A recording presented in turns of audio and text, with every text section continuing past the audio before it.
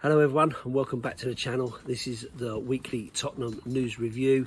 I am Lee, the Dorset Spur, and I'm here to talk to you about the different stories making the headlines over the last 7 days, give you my opinion on those and invite you to let me know what you think of my opinions.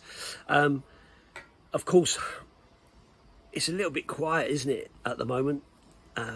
As Tottenham fans, we are all desperate to hear news of new incomings or outgoings or whatever it might be, something to excite us and get us going in the with the new season, you know, fast approaching with pre-season games coming up, you know, fairly soon. First one against Reading very soon. Thomas Frank is back at Tottenham now, ready to meet his players on Saturday, or starting from Saturday as they start to return from their break after the end of the season, in time to start preparations for the season ahead. So it won't be long before we kind of kick it off and know where we are. So I guess that the disappointment at this moment in time still remains that we are yet to sign a player. I know Tell has come in, but we knew that. I know Danso's come in, again, we knew that. But everything is just about rumours, and we've kind of, I guess I've been talking about that a lot over the last kind of couple of weeks, doing these videos. But you know, let's go through them and kind of cover them off. So a bit of a dead duck really, but Mbeumo looks like he only ever wants to go to Manchester United if he's going to leave Brentford. If he's not leaving Brentford, if he's not going to Man United, then he pretty much is saying he's going to stay at Brentford. So that one looks like a dead in the water. But we kind of expected that. I think certain players want to go to certain clubs, and it looks like that's the one for him. So whether we agree with him or not, I personally don't care. If he doesn't want to come to Tottenham, then I don't want you anyway, mate. Thanks very much. Go off and do your thing over there. And hopefully Man United will have as terrible season as next year as they did the last year. Of course, the one that has been kind of rumbling on in the background has been Eberechi Eze. But again, that one now feels very much dead in the water. Arsenal have come in for that player, and it looks like that he's one of the players that they want to take. And if that's the case, I guess it's all about his own preference. But from kind of some of the other stories that are going around is that we've kind of backed off from that deal, that we haven't really gone too deep into it. It was one of those that we were kind of looking into, which seems odd to me that people were saying that, because it feels like we've been chasing that player since last summer, and yet here we are this summer now saying that, you know, it was only ever an interest. It wasn't really something that we've really actively pursued. So I don't know, that kind of seems odd to me, but who really knows the truth? None of us really know what's going on behind the scenes. It's always one of those situations where you kind of relying on the media and different in the know people to kind of tell you what's really happening. I don't profess to be in the know.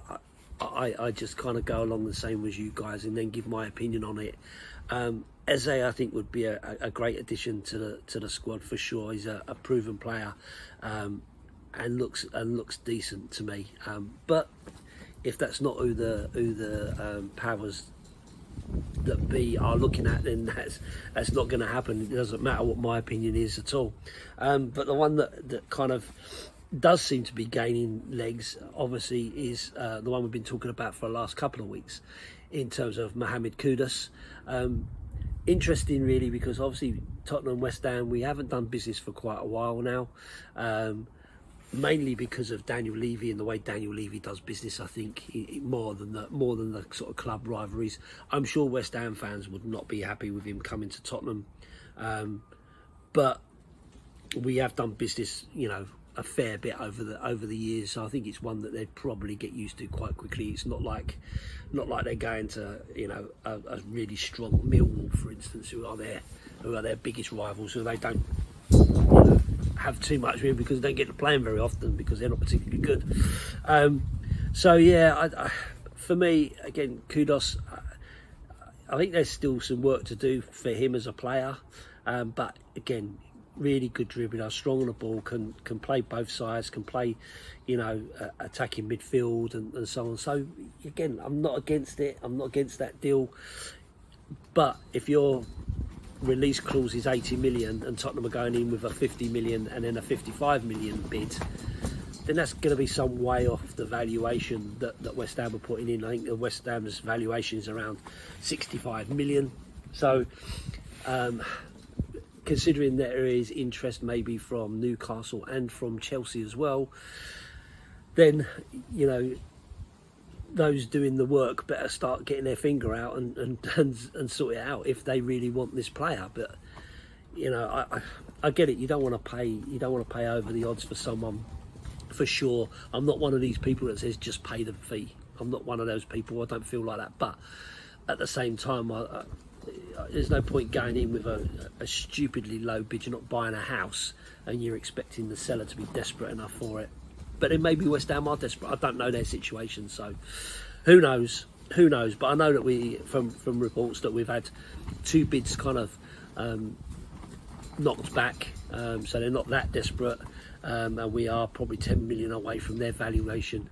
So whether they're trying to push a bidding war with, you know, Newcastle and Chelsea, who, to be honest with you, the amount of players Chelsea have got, I'm surprised they'd even need him. But, you know, we'll see from that point of view. But that is the one that's kind of gaining legs more so than the Eze one ever did. So yeah, so interesting on that. There are obviously reports again still around Kyle Walker-Peters now that he is a free agent, that he could be snapped up quite easily. But again, he'll have options, right? So there are other clubs looking at him. Whether he would prefer to come back to Tottenham or not, I don't know. It kind of depends on what the expectation is for him. What does he want in terms of game time and so on? Because I can't see him coming in and instantly changing the team. Now, the last time I talked about this, most people come back and said this is about him being a homegrown player, club-trained player, and so on, and in terms of quotas and all the rest of it. And fine, I get all that, but that doesn't help us improve the squad just because someone is the right fit. Is he good enough? You know, is he good enough to get into that team and to really make a difference? That's what I'm interested in. I'm not interested in the quotas and all the rest of it and having someone for the sake of it. If that's what they need to do, then that's what they need to do. But from my point of view, it doesn't mean that I've got to be happy about it, that I've got to accept that that's the right thing to do for a club the size of Tottenham Hotspur. But that's just my opinion. And it looks like Vušković is now in the UK. He posted a picture on his Instagram showing that he was at Big Ben sightseeing and stuff. So obviously getting himself over and having a look around and taking in the sights of London, which is really good to see. 18-year-old kid. We've been waiting for him for a couple of seasons now because of work permit problems, couldn't come straight away. So interesting for him to come over. Centre back, but again, very young guy. Has got some experience, obviously been playing first team football over in Belgium. So has a bit more experience maybe than some others. I think he's played for his country as well. I think he's Croatian. I think he's played for his country as well, only once, but has played at senior level. So yeah, interesting one to see what happens there. There is talk I've just seen about him maybe going out on loan in the Bundesliga to Hamburg. But again, see, that's another one for me. Like, you've signed a player for the sake of signing a player for their potential. So for me, if he's not good enough to come in and make a difference in this team, then I don't really care. I'm not really interested in what's going on behind the scenes for that. I would much rather us be focusing on, you know, ready-made players that are going to come in and change this squad now, because we've got potential. is he going to learn how to play in the Premier League by playing in Hamburg? I don't know. It's a step up from the Belgian league, maybe, but at the same time, you know, I want him to develop and become a strong player for us for the future. So I want all these players to be in and around the squad and showing what they can do.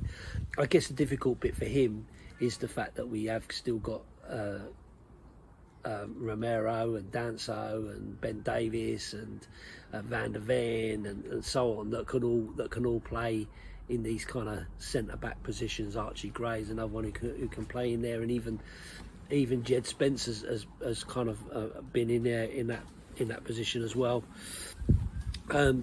So yeah, there is a lot, and they're also talking about Kota Takai, whether he actually comes, because again it's been probably 2 weeks since that story broke, and yet I've still not seen him holding up the shirt yet. So they say we're kind of stacked in that position, but again it's about whether what you've got in there is good enough.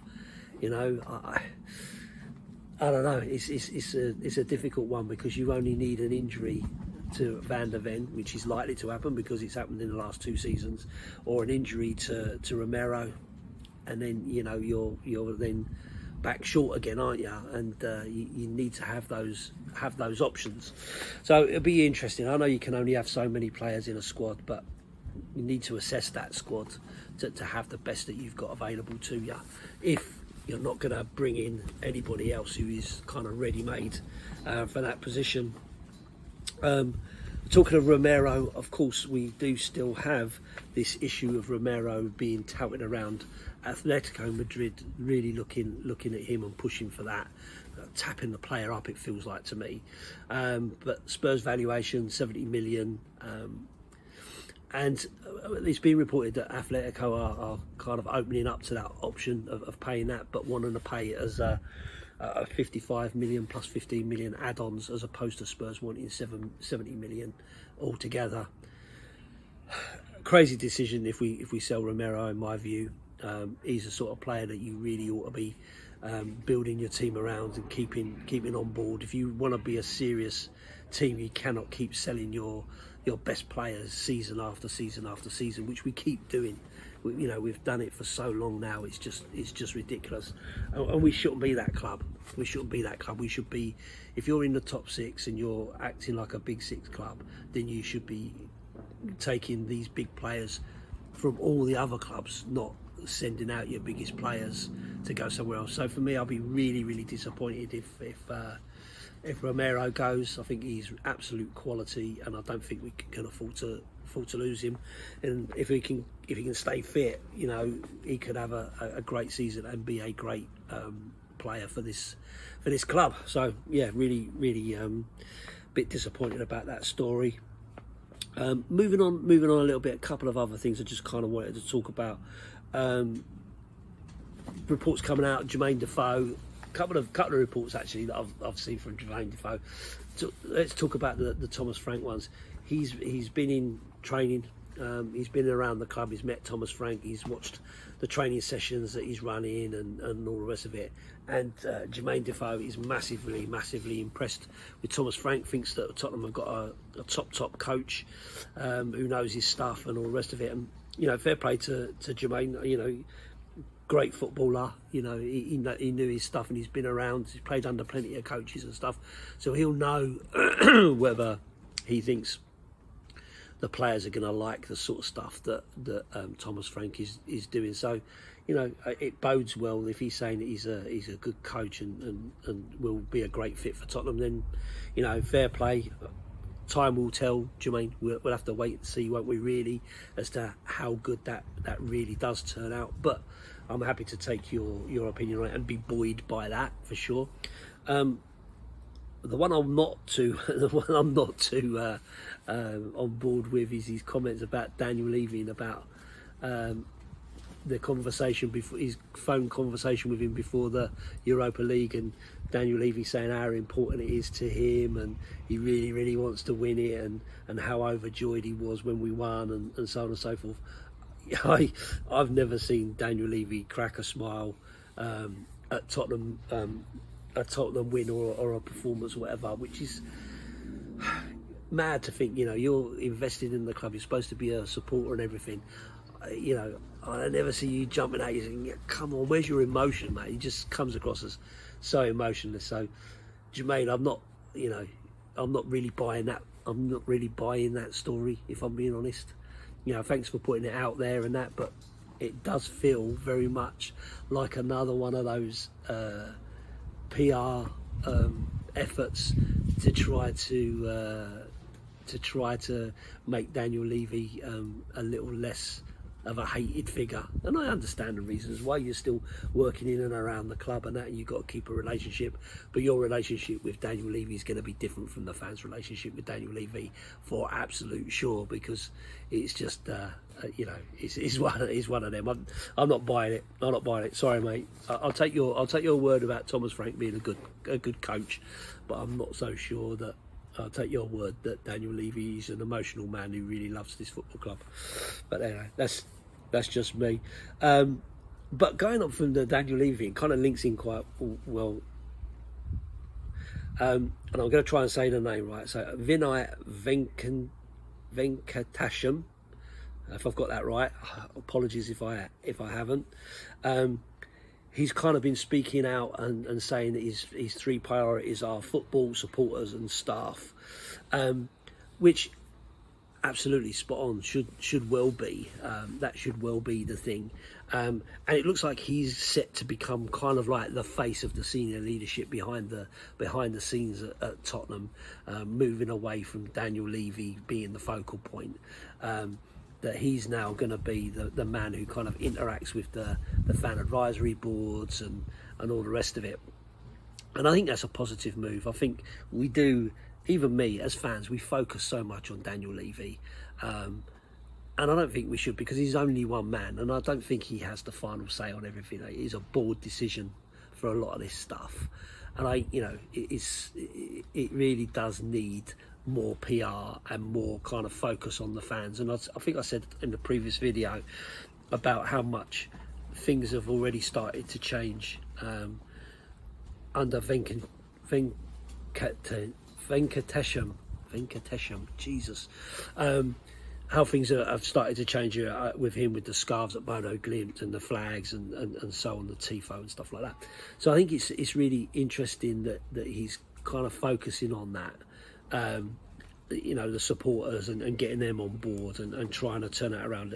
I understand that that's one of the things he was really focused on with their scum down the road, and I can understand where that needs to be, because there is a massive disconnect between the fan base and the ownership and the leadership of this football club, and you don't want it to be that way. You know, you kind of do want a level of relationship. I think the day that Daniel Levy steps down or moves on or leaves the club, I think will be a very celebratory day, regardless of what happens in the future.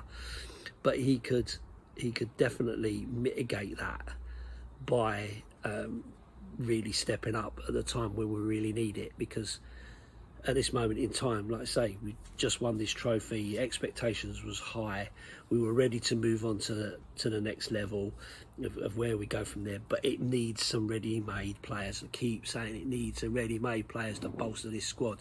So if he doesn't do that, then I just think it's such a missed opportunity, because you can do all the sound bites you like, you can give out the amount of flags you want, you can create tifos and all the rest of it, but ultimately the fans want to see success on the pitch, or at least they want to see the effort on the pitch of the board trying to give the manager the support he needs to really do what's required. So yeah, I'll give Venkatesham the opportunity to prove to me that he is a worthy person to listen to by his actions from his words. But yeah, so we'll see on that. Final thing I just kind of wanted to touch on is that I have just seen a story, only seems to have kind of hit me recently, is that the Bill Nicholson gates are coming back. Yes, about bloody time. So the Bill Nicholson gates, for those of you that aren't aware, were the big gates in front of the old White Hart Lane where the old ticket office was and Rudolph's pub, a nightclub sort of thing, with these big gates. And there's a famous picture of Bill, Sir Bill kind of standing in between them. I'm sure you've all seen it. Iconic gates really, and a real artifact that really needed to be kept. And I've always felt that they should be displayed somewhere, you know, prominent, that people could go and visit and so on. And maybe, you know, they could have recreated Bill Nicholson as a statue between those gates. That would have been my preference. And I like, you know, the concourse outside of the South Stand, and it goes out and you've got the shops and bits and pieces all around there. It would have been quite nice for a nice little corner to have those displayed with a nice statue of Bill Nicholson in the pose that he did, standing at those gates. That's made it so famous, to have him standing there, and for people to be able to kind of stand next to it and all the rest of it. You know, great photo opportunity and all the rest of it. But listen, they're not going to do that. They're going part of the way. The gates are being installed in the Paxton Road end of the stadium, around where the ticket office is. So, you know, where you kind of go around from the media room, you can kind of go round to the north stand. There is a bit on the left hand side that is where the ticketing office is. So somewhere around there, I'm not quite sure where, they're going to install those gates, and they're going to form part of the heritage tour and so on. And they will be there for people to kind of maybe recreate the Bill Nicholson pose and so on, and get those photo opportunities, which I kind of think, you know, it's a halfway step in my view. I think they probably could have done more with that, try and celebrate our heritage more than they do. For me, it's a little bit kind of half-hearted, but I'm absolutely glad to see them back, because, you know, they are so iconic and something that lots of older Tottenham fans will remember, you know, so much. So yeah, I'm glad to see those. It's good that the club are finally doing something with it, but I still do feel that we need some legend statues around, you know, to really kind of make the area our own, and really kind of build it up. So yeah, we'll see where we go from there. Maybe there will be stuff in the future if Mr. Venkatesham does kind of really get a hold and talk to, you know, the supporters and the fan advisory board and the trust and all the rest of it, and really gets the views from the match going fans, or the people that are in and around the stadium the most, sort of thing. So anyway, a bit of a slow day, a bit of a slow week really, in terms of actual something really happening. We remain with, you know, loads of links to loads of different players, loads of rumour, loads of discussion points and so on. But these are the bits that I've picked up this week, things that I kind of wanted to have a little bit of an opinion on. Let me know if there's a big story that you think I've missed that you'd like me to talk about. Happy to add that in and talk about that. If you like the video, please do give it a thumbs up, because that does help the algorithm. If you haven't subscribed to Chris's channel, please do that. I keep saying it, but they put out a lot of videos over the course of a week. You got Craig with his daily updates. You've got Barnaby who does the watch alongs. You've got Harry who does player ratings and stuff like that, and of course all the work that Chris does himself with the 60-second update and the Spurs chat podcast. I mean, there's so much for you to see. So hit the subscription button. It don't cost you anything. Hit the bell so then you'll get notified when videos come out, and so on and so forth. So, and of course, please do leave your comments in the comment section below. Let me know what you think about any of these stories. What's your opinion on any of those? Let me know whether I've got it right or whether you've got a totally different opinion. And as I say, if there's anything that you specifically like me to comment in or talk about, please again feel free to hit that in the comment section, so that I know what you're looking for from me. But as always, thanks for watching the video. I'll see you on the next one, and up the Spurs.